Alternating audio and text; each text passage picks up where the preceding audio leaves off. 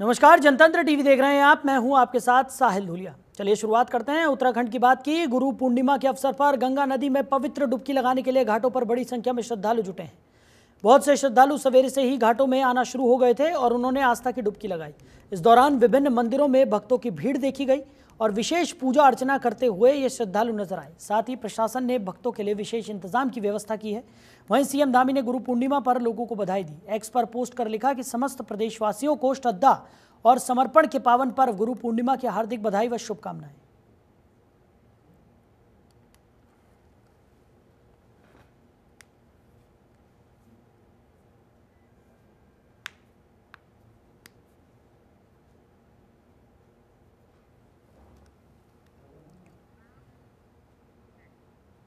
तो गुरु पूर्णिमा के मौके पर पतंजलि योगपीठ में बाबा रामदेव ने अपने अनुयायियों के साथ गुरु पूर्णिमा का पर्व मनाया। आयोजित कार्यक्रम में बाबा रामदेव ने देश के करोड़ों लोगों से अपील की।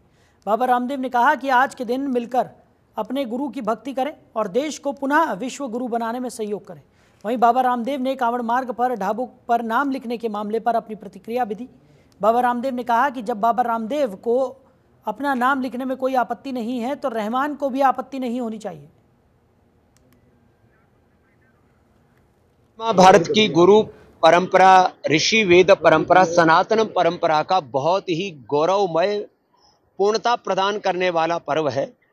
अलग अलग कारणों से पूरी दुनिया में इस्लाम, ईसाईयत, कम्युनिज्म, कैपिटलिज्म, भौतिकवाद और अलग अलग प्रकार के वैचारिक उन्माद, intellectual terrorism, religious terrorism, political economic terrorism आदि, मेडिकल टेररिज्म, एजुकेशनल टेररिज्म सब एक्सपोज हो चुके हैं।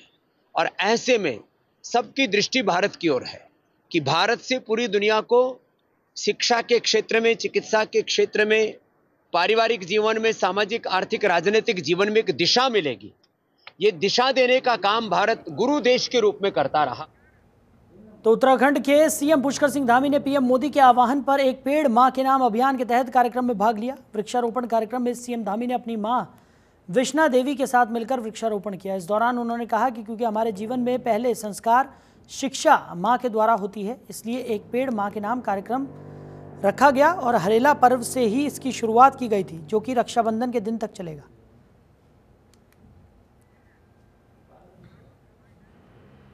सबसे पहला संस्कार, सबसे पहली शिक्षा देने का काम माँ के द्वारा होता है।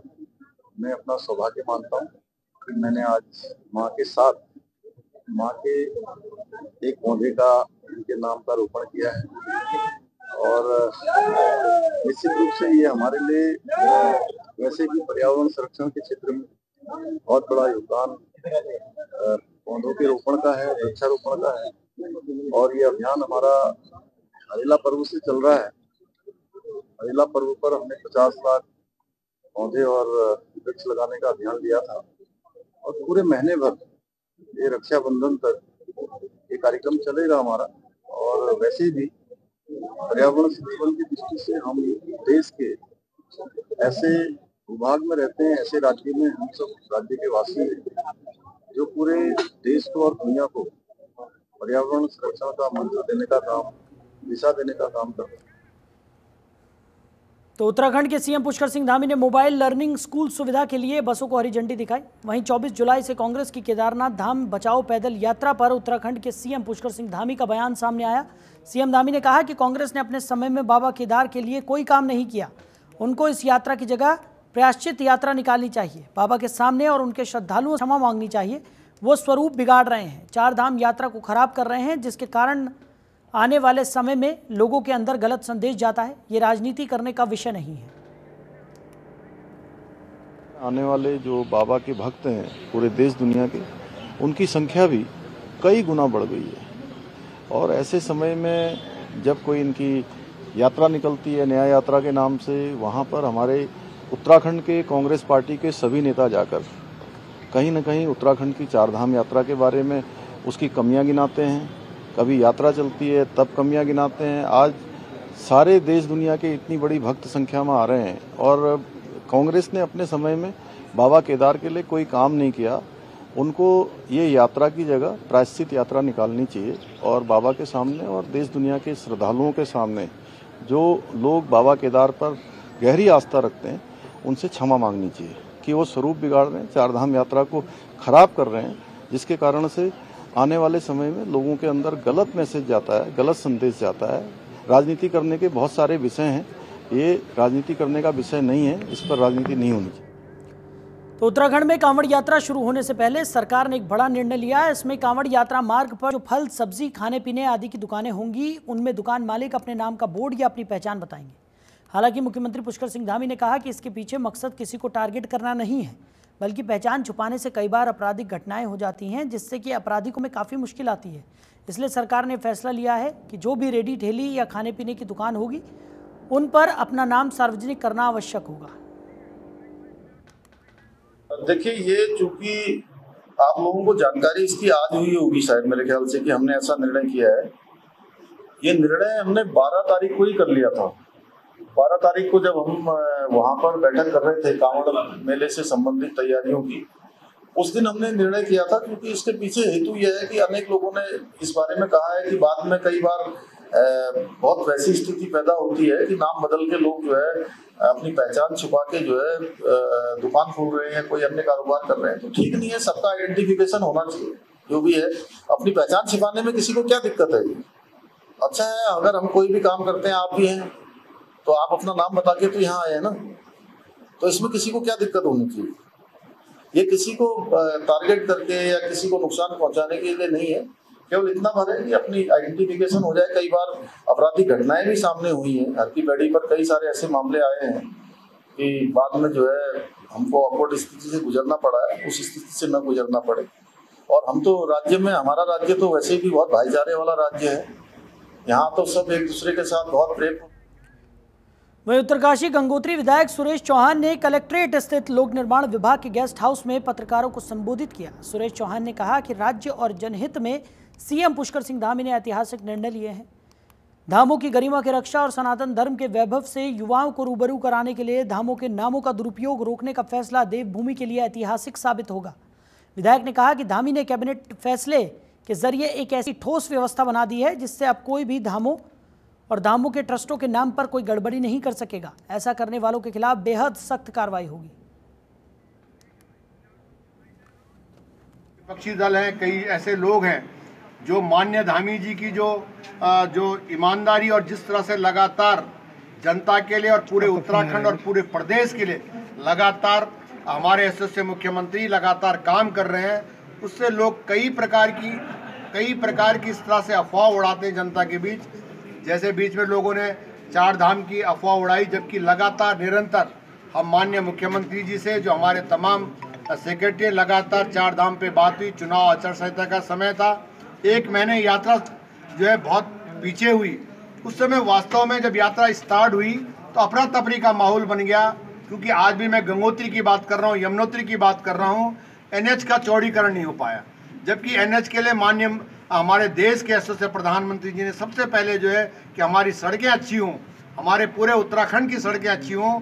हमारी जो सड़कें हैं, पहाड़ के अंदर पहले क्या स्थिति थी, उस सड़क को अच्छा करने के लिए लगातार निरंतर प्रयास किया और NH की सड़कों के लिए बजट दिया। तो विश्व प्रसिद्ध कांवड़ यात्रा 22 जुलाई से शुरू हो रही है। कांवड़ यात्रा के मद्देनजर शिव भक्तों की सुरक्षा के लिए व्यापक इंतजाम किए गए हैं। कांवड़ क्षेत्र को सुरक्षा की दृष्टि से 21 सुपर जोन, 54 जोन और 176 सेक्टर्स में बांटा गया है। इस विशाल आयोजन की सुरक्षा के लिए लगभग 7000 पुलिसकर्मियों की तैनाती की गई है। कांवड़ यात्रा के सुचारू संचालन के लिए यातायात रूट को भी डाइवर्ट किया गया है, जिससे श्रद्धालुओं और स्थानीय निवासियों को किसी तरह की कोई असुविधा ना हो।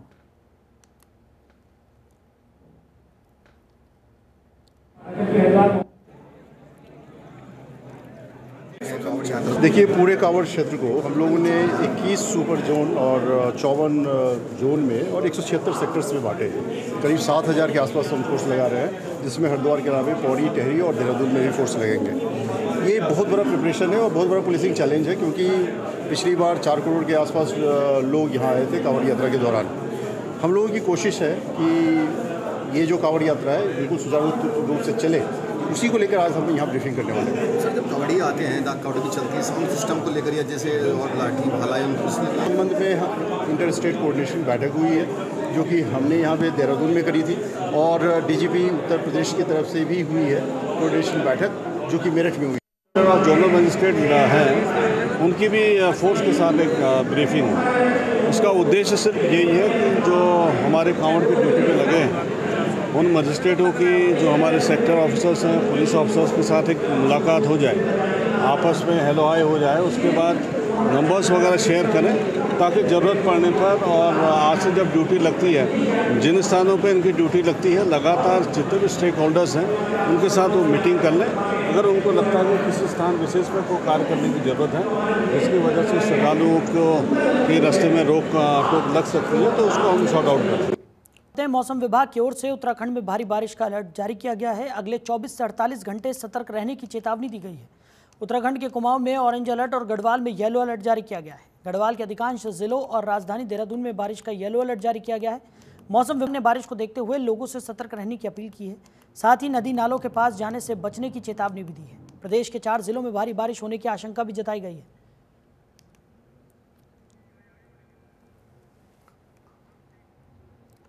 उधर केदारनाथ पैदल मार्ग पर दर्दनाक हादसा हो गया। पहाड़ी से पत्थर नीचे गिरने से कई श्रद्धालु उसकी चपेट में आ गए। हादसे में 3 श्रद्धालुओं के मौके पर ही हो गई। वहीं 2 श्रद्धालु घायल बताए जा रहे हैं। घायलों को अस्पताल में भर्ती कराया गया है। बताया जा रहा है पहाड़ों में बारिश के कारण अक्सर लैंडस्लाइड होती रहती है। ऐसे में यहाँ पर भी लैंडस्लाइड होने से यह हादसा हो गया। वहीं हादसे पर सीएम धामी ने दुख जताया। उन्होंने कहा कि केदारनाथ यात्रा मार्ग के पास पहाड़ी से मलबा और भारी पत्थर गिरने से कुछ यात्रियों के हताहत होने का समाचार अत्यंत दुखद है। हादसे में घायल हुए लोगों को त्वरित रूप से बेहतर उपचार उपलब्ध करवाने के निर्देश दे दिए गए हैं।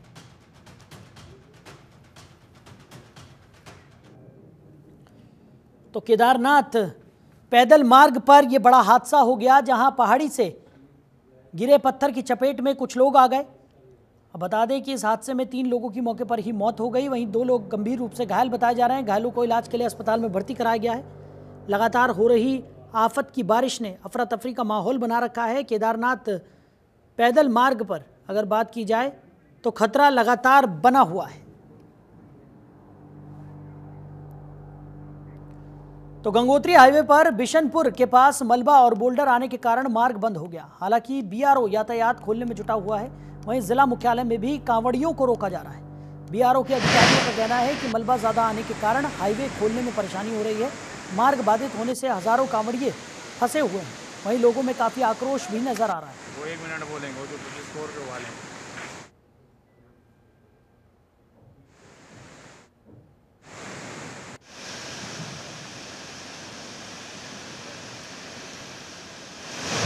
इसकी कार्य प्रणाली जो है आज से नहीं, बहुत पहले से जो है बिल्कुल भी एक सामाजिक लगाव से नहीं है। जबकि इनको जो है यहाँ पर जो है बड़ी मशीनें लगा के इनको पता हो गया कल शाम को कि रात को जो है रोड ब्लॉक हो गई, तो यहाँ पर बिल्कुल 5 बजे 6 बजे से जो है मशीन लगनी चाहिए थी। अभी जो है 5-6 घंटा हो गया। और मैं तो कहता हूँ कि जो हमारे धार्मिक लोग हैं, जो कावड़ी लोग हैं, उनका 50 किलोमीटर का फर्क पड़ गया है चलने का। इसलिए जो है मैं जिला प्रशासन से भी निवेदन करता हूँ कि स्पष्ट निर्देश जो है बीआरओ को जाना चाहे कि तत्काल रूप से, जबकि अगर दोनों पोकलैंड रोड दोनों तरफ, तो 1 घंटे का जो है मात्र जो है जो मलबा आया है। मैं सुबह 6 बजे तकरीबन 6 साढ़े 6 के टाइम से खड़ा हूँ और यहाँ पर कोई उस टाइम कोई आपदा की टीम भी नहीं थी। बस बीआरओ वाले काम कर रहे थे। उसके बाद हमने उत्तरकाशी जिला ने कांटेक्ट किया आपदा टीम को, और फिर पुलिस प्रशासन के द्वारा यहाँ पर सभी लोगों को सुरक्षित रूप से एकत्र करके अभी यहाँ पे कार्य चल रहा है। तकरीबन सुबह अभी 11 बज चुके हैं, अभी कार्य चल रहा है और मे भी आधा घंटे में ओपन। तो बद्रीनाथ उपचुनाव जीतने के बाद पहली बार कांग्रेस मुख्यालय पहुंचे नवनिर्वाचित विधायक लखपत सिंह बुटोला का कार्यकर्ताओं ने गर्मजोशी के साथ स्वागत किया। वहीं उन्होंने जनतंत्र टीवी के संवाददाता हरीश खनेड़ा से बातचीत में कहा कि ये जीत लोकतंत्र की जीत है। लोगों की बीजेपी के प्रति नाराजगी थी, जिस वजह से जीत हासिल हुई। इस वक्त हमारे साथ मौजूद हैं बद्रीनाथ से नवनिर्वाचित विधायक लखपत सिंह बुटोला जी। उनसे बात करते हैं कि इस फतेह में किस तरह की चुनौतियां उनके सामने रही हैं, और खासतौर पे बद्रीनाथ विधानसभा की अगर बात करें जो इससे पहले भी कांग्रेस के पास थी। सर, किस तरह से देखते हैं इस जीत को आप? ये जीत नैतिकता स्वच्छता की जीत है और ये जीत पूरे हिंदुस्तान के लोकतंत्र बचाने के लिए संवैधानिक ढांचे में जो मजबूत जो अपना विश्वास रखते उन लोगों की जीत है। तमाम कांग्रेस के कार्यकर्ताओं की, बद्रीनाथ की जनता की जीत है। सर जैसे अभी लोकसभा के चुनाव हुए थे उसमें बहुत अच्छा रिजल्ट कांग्रेस के फेवर में नहीं रहा। उपचुनाव में ऐसी पहली बार हुआ कि जब सत्ता पक्ष होने के बाद भी सीट सत्ता के पास नहीं जा पाए, किस तरह से देखेंगे? ये लोकतंत्र की खूबी है।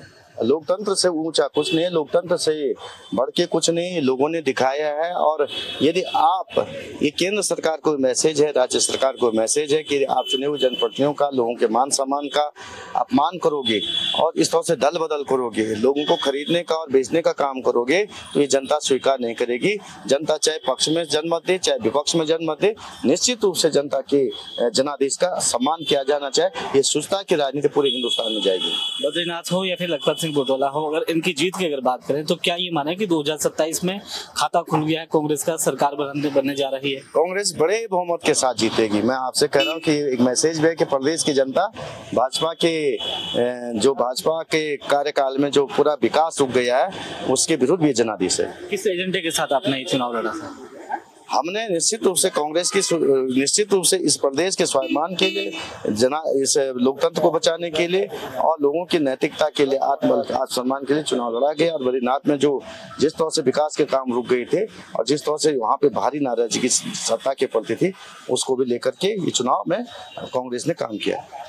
बहुत बहुत धन्यवाद हमसे बातचीत करने के लिए। ये थे हमारे साथ लखपत सिंह बुटोला जो बद्रीनाथ से नवनिर्वाचित विधायक रहे हैं और जिन्होंने कहा कि एजेंडा तमाम युवाओं का रहा है, महिलाओं का रहा है और ये माना जा रहा है कि इस समय की बात करें तो इस समय फिर से कांग्रेस सत्ता में वापसी की तरफ कदम रख रही है।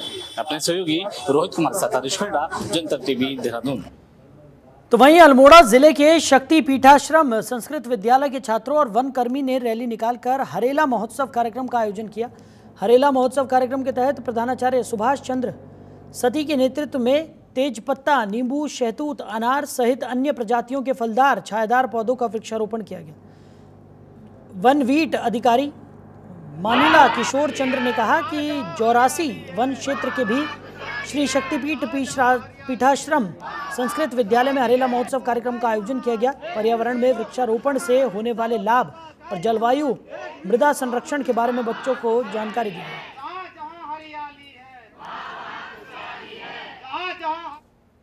तो फिलहाल इस बुलेटिन में मेरे साथ इतना ही। आप बने रहिए और देखते रहिए जनतंत्र टीवी। नमस्कार।